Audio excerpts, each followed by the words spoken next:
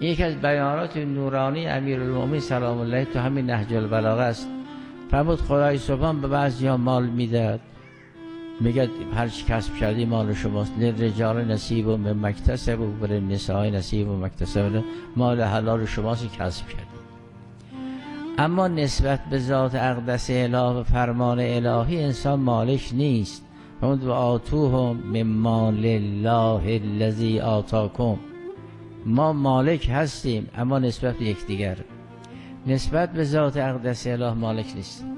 اون بیان نورانی هستمی در نهج البلاغه این است که المسکین یا ان المسکین رسول الله، این سائلی که می آید از انسان یک کمکی می خواهد او رو خدا فرستاده.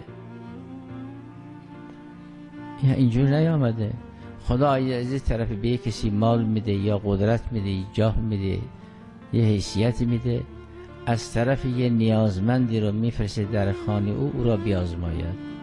فرمود المسکینو رسول الله است. اینه که وجود مبارک امام سجاد سلام الله علیه اگه مشکل مسکینی رو برطرف میکرد، چیزی میداد، دستش رو میبوسید، میگفت دستم به دست بی دستی خدا رسید.